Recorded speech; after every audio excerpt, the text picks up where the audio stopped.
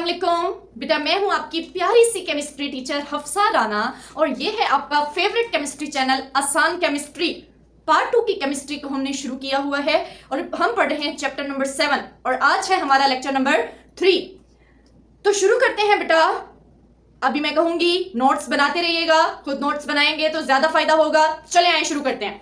Sources of organic compounds. Organic compounds के कितनी तरह के सोर्सेज हैं? अभी बेटा ये हम बात करेंगे ओनली नेचुरल सोर्सेज की कि नेचुरल सोर्सेज कौन कौन से होते हैं। ऑर्गेनिक कंपाउंड्स हमें जो पहला सोर्स हमारे जहन में आता है that is animals and plants. बेटा याद करेंगे वही सोर्स है जिसका लेक्चर नंबर 1 में हम जिक्र कर रहे अगर आए हैं कि वाइटल फोर्स थ्योरी में क्या कहा गया था कि organic compounds can be obtain from living organisms, सिर्फ और सिर्फ लिविंग ऑर्गेनिजम्स से मिलते हैं। तो ये वही सोर्स है एनिमल्स एंड प्लांट। एनिमल से मिल जाते हैं बटर, चीज, मिल्क। प्लांट से सोयाबीन ऑयल, मस्टर्ड ऑयल, ये जितने भी ऑयल्स हैं ये सारे ऑर्गेनिक कंपाउंड्स हैं और ये कहां से ऑब्टेन होते हैं? प्लांट से। दूसरा सोर्स है कोल। तीसरा सोर्स है नेचुरल गैस और चौथा सोर्स है पेट्रोलियम। बेटा ये जो कोल है ये सॉलिड होता है। नेचुरल गैस नाम से जाहिर है क्या है? गैस है। और जो पेट्रोलियम है ये लिक्विड है। ठीक है, एक और पॉइंट डिस्कस कर लें। हमने अपनी बुक के अकॉर्डिंग सिर्फ ये 3 सोर्सेस पढ़ने हैं, कोल, नेचुरल गैस एंड पेट्रोलियम। इनको बेटा एक नाम दिया जाता है, वो है फॉसिल फ्यूल्स। फॉसिल किसे कहते हैं? ये फॉसिल फ्यूल का मतलब है फ्यूल एनर्जी होती है, तो फॉसिल से हासिल होने वाली एनर्जी। फॉसिल किसे कहते हैं? फॉसिल कहते हैं बेटा dead remains of plants and animals. Plants या एनिमल्स के जो डेड रिमेन, जो साल हर साल बरिड रहते हैं इनसाइड द अर्थ क्रस्ट, उन्हें फॉसिल्स कहते हैं। और वो सालों गुजरने के साथ साथ फ्यूल में कन्वर्ट होते जाते हैं, इसलिए उन्हें फॉसिल फ्यूल्स कहते हैं। और वो कौन कौन सा है? कोल, नेचुरल गैस एंड पेट्रोलियम। ये तीनों ही बेटा सोर्सेस हैं ऑर्गेनिक कंपाउंड्स के। तो आइए हम आज शुरू करते हैं कोल से हमें कैसे ऑर्गेनिक कंपाउंड्स मिलते हैं, किस तरह से मिलते हैं और कोल कैसे बनता है ये देखेंगे। तो चलिए शुरू करते हैं। कोल क्या होता है? कोल होता है मिनरल डिपॉजिट। अगर हम इसको डिफाइन करें तो कुछ इस तरह से करेंगे, it is a mineral deposit. और हम इस बारे में क्या जानते हैं? Mineral deposit containing combustible substance means mineral deposit का मतलब है ये फॉसिल फ्यूल है और containing combustible substance means हम इसको बर्न कर सकते हैं। और अगली बात जो हम ऑलरेडी डिस्कस कर चुके हैं, ये किस स्टेट में होता है? ये सॉलिड स्टेट में होता है। और भी बेटा एक बार डिस्कस कर लेते हैं, वो ये है इसका कलर डार्क ब्लैक या ब्राउनिश ब्लैक होता है। ब्राउनिश ब्लैक ये साइड इंफॉर्मेशन है। ब्राउनिश ब्लैक कलर का होता है। ये कोल है कौन? पता है कोल किसे कहते हैं? नहीं पता ना बेटा, कोयले को कहते हैं। कोयला कोल है। ठीक है, हम इसको फर्दर स्टार्ट करते हैं। बेटा ये कोल जो है बनता कैसे है? पढ़ते हैं फॉर्मेशन ऑफ कोल कैसे बनता है। एक बात तो क्लियर है कि ये फॉसिल फ्यूल है, फॉसिल डेड रिमेन से बनता है। और बेटा ये शॉर्ट क्वेश्चन में पूछा जाता है फॉर्मेशन ऑफ कोल। हुआ क्या? ये बिलीव किया जाता है, इट इज बिलीव दैट कि जो ये वेजिटेशन है मींस फॉरेस्ट जिसे हम कहते हैं, जंगलात जो होते हैं जिसमें दरख्त होते हैं बहुत ज्यादा और भी छोटे छोटे पौधे होते हैं, ये इसे वेजिटेशन कहते हैं। ये वेजिटेशन जो है, कोई हादसा आ गया या कुछ भी ऐसा हुआ इस अर्थ पर, ये वेजिटेशन सारी की सारी बरिड हो गई।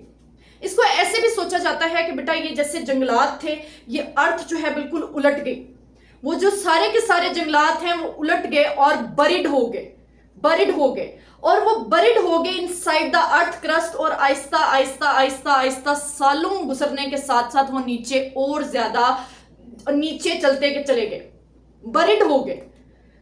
तो तकरीबन सोचा यह जाता है कि 500 मिलियन ईयर्स अगो, 500 मिलियन साल पहले ऐसा हुआ कि वो जो वेजिटेशन थी वो सारी बरिड हो गई और अब वो कोल में कन्वर्ट हो चुकी है।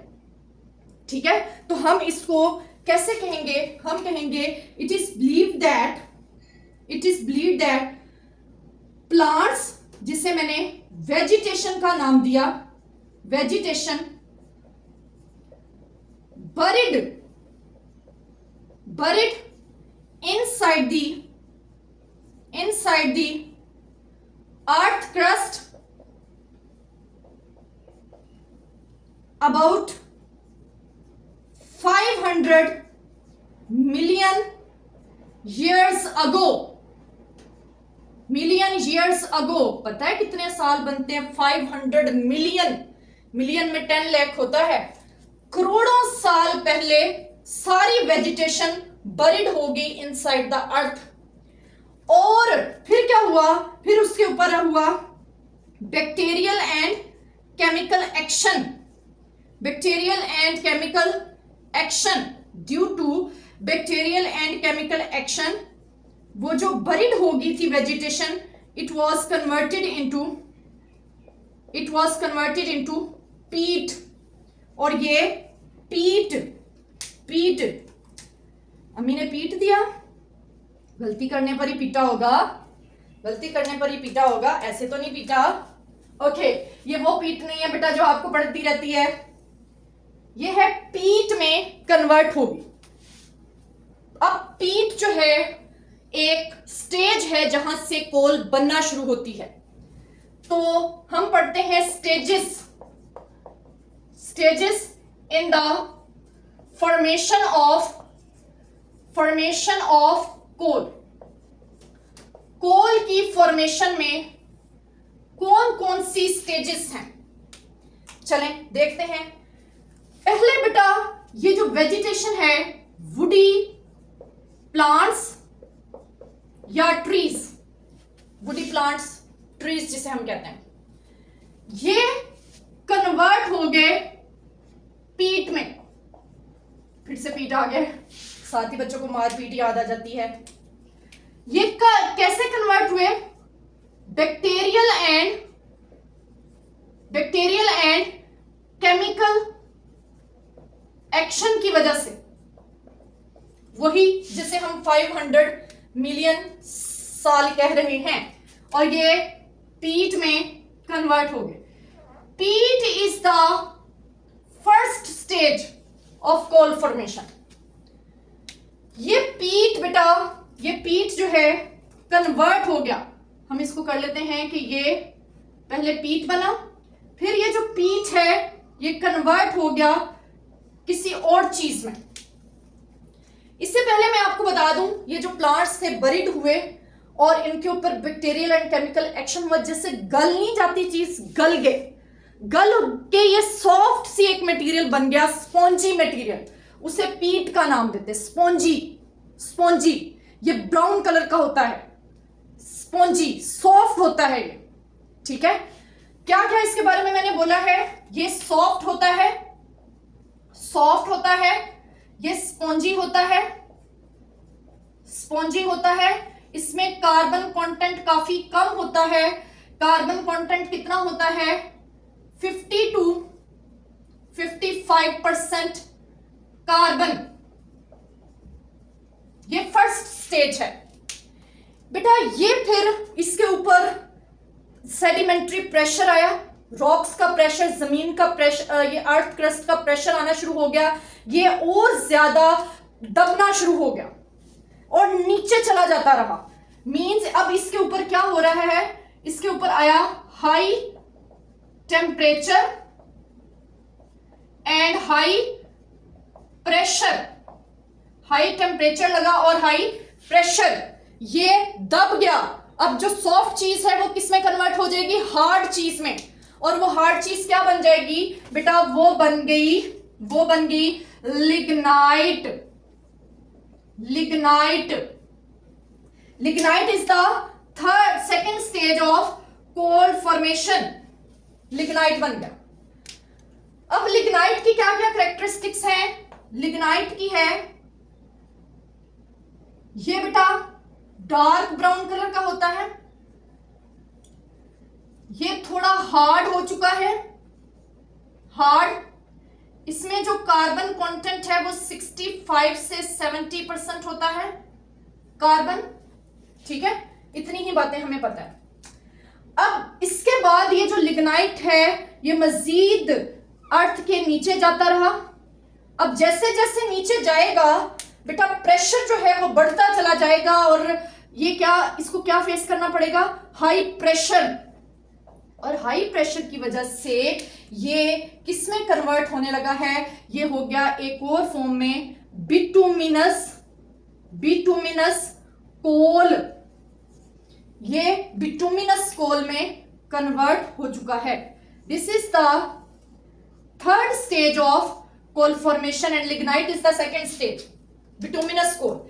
अब बिटुमिनस कोल के बारे में हम क्या क्या जानते हैं देख लेते हैं। बिटुमिनस कोल ब्लैक कलर का होता है, ब्लैक।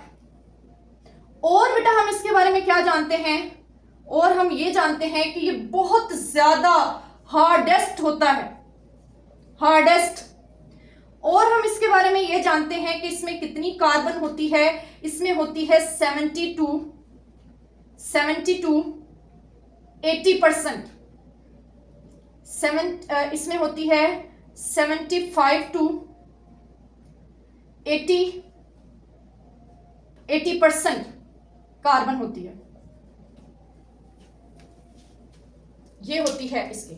अब इसको जब मजीद प्रेशर मिलता है, मजीद प्रेशर, तो ये कन्वर्ट हो जाता है किसमें, लास्ट स्टेज एंथ्रासाइट। एंथ्रासाइट क्या होता है, एंथ्रासाइट बेटा शाइनी ब्लैक होता है, शाइनी ब्लैक। और ये कैसे बना, ये मजीद हाई प्रेशर को फेस करने की वजह से बना, शाइनी ब्लैक बेटा। इसके अलावा इसका कार्बन कंटेंट अगर देखें तो इसका कार्बन कंटेंट होता है 85% कार्बन कंटेंट, 85%। और इसके अलावा हम इसमें क्या देख सकते हैं, ये बहुत ज्यादा हार्ड होता है क्योंकि इसमें ज्यादा कार्बन कंटेंट है। बेटा जो सबसे ज्यादा कोयला यूज किया जाता है वो है बिटुमिनस कोल। ये है एक्चुअल जो हम कोयले की शक्ल इस्तेमाल करते हैं, ठीक है।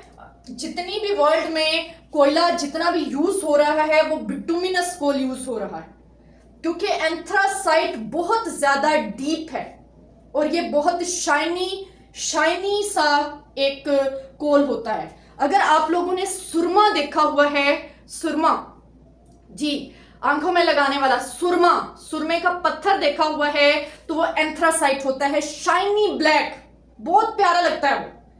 तो बेटा ये थी stages in the formation of coal, ठीक है। अब हम पढ़ते हैं नेक्स्ट इसको कोल को हम हीट करें तो ऑर्गेनिक कंपाउंड्स हमें कैसे मिलते हैं जी। एक प्रोसेस है कार्बोनाइजेशन, बहुत इंपॉर्टेंट शॉर्ट क्वेश्चन। हाँ जी, इसे एक और नाम भी देते हैं डिस्ट्रक्टिव, तबाही मचा दी, डिस्ट्रक्टिव डिस्टिलेशन, ये शॉर्ट क्वेश्चन है। डिस्ट्रक्टिव डिस्टिलेशन क्या होता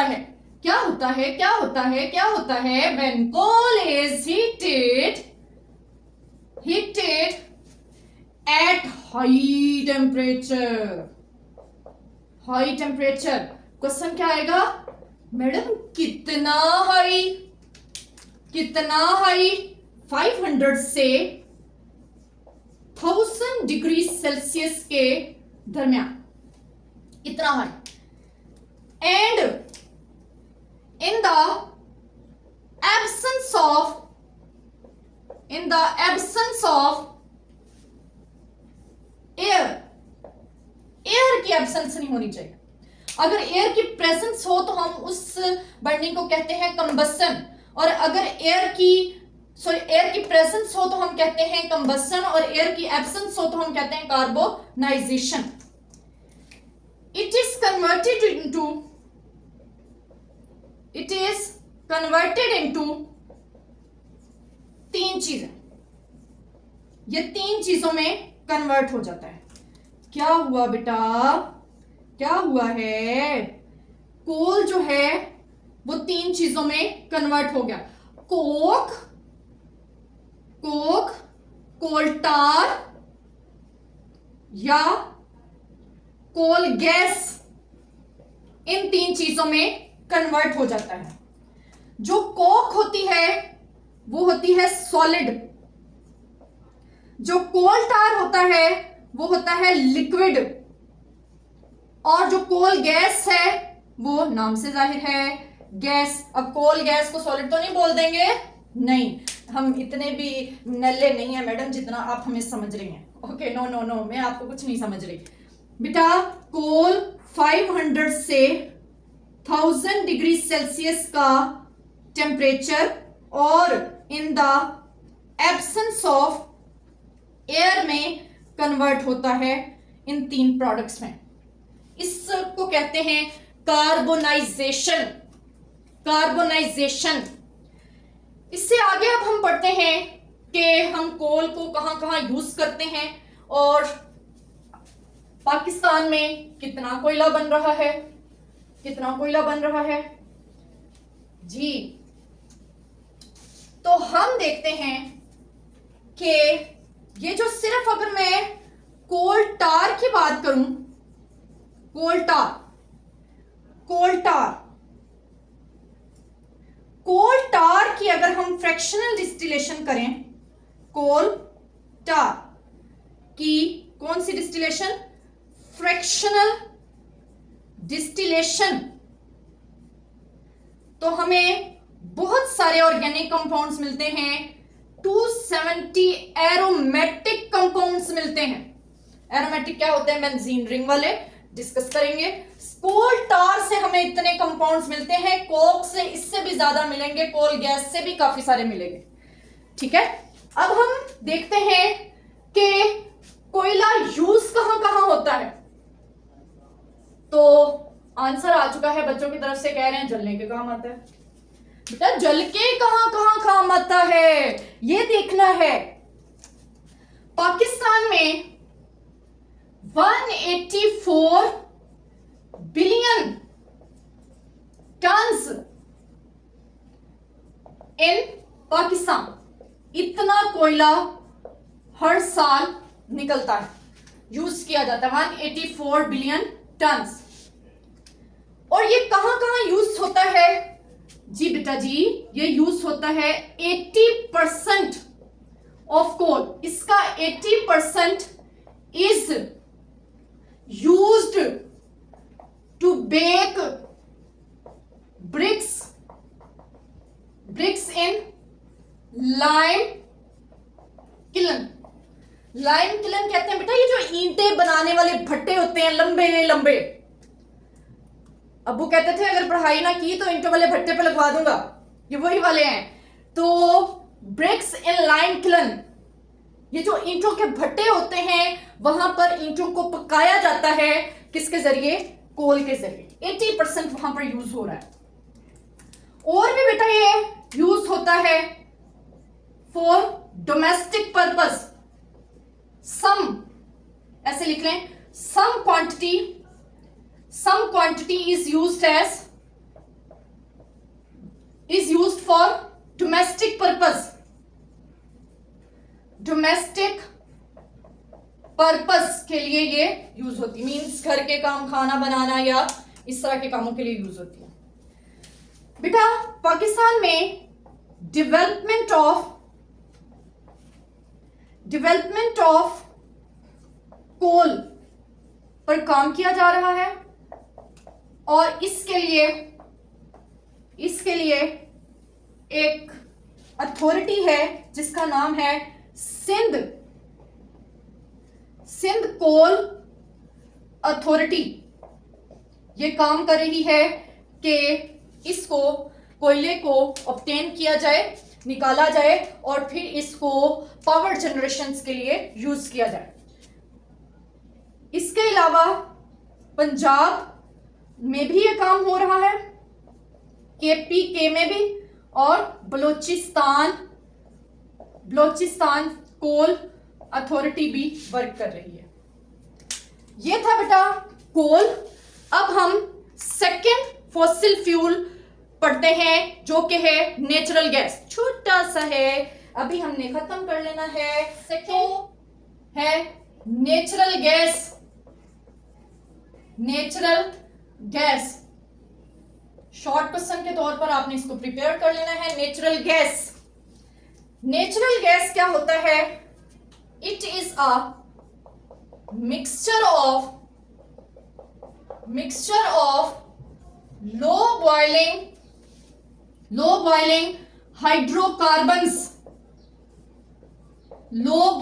hydrocarbons which mainly contain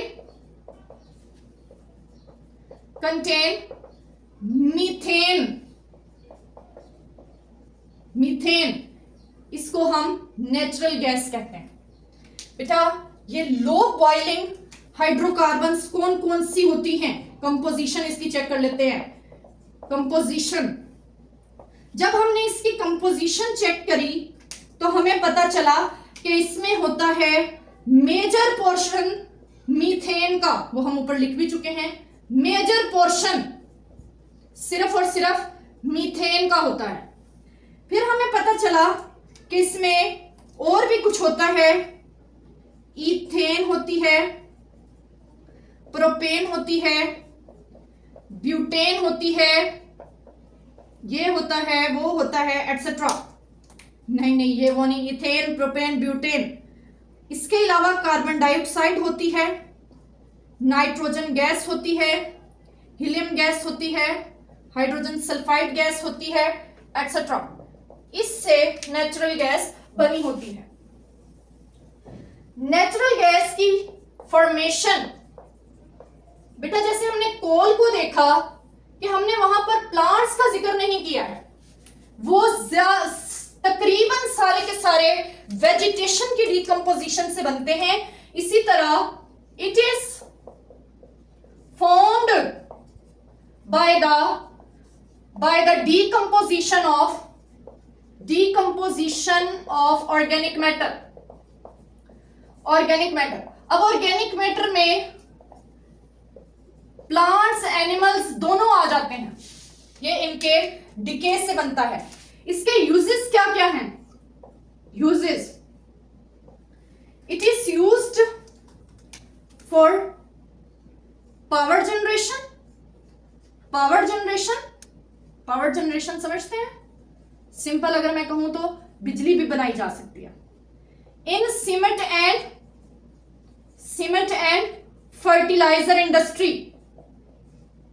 question ये है कि इन्हीं दोनों का नाम क्यों है? क्योंकि बेटा इनमें जो पावर का सोर्स लेना होता है, जो भी हमने हीटिंग का सोर्स लेना होता है, वो कंट्रोल्ड वे में होना चाहिए। और गैस के प्रेशर को, हीट को कंट्रोल करना इजी है एज कंपेयर टू कोल से जो एनर्जी प्रोड्यूस होती है उसका ज्यादा प्रेशर होता है। इसके अलावा फॉर डोमेस्टिक पर्पस, पता है हमारे घर में गैस नहीं आ रही, खाना नहीं खाया हुआ, मैडम भूख लगी हुई है, तो वो कौन सी गैस है?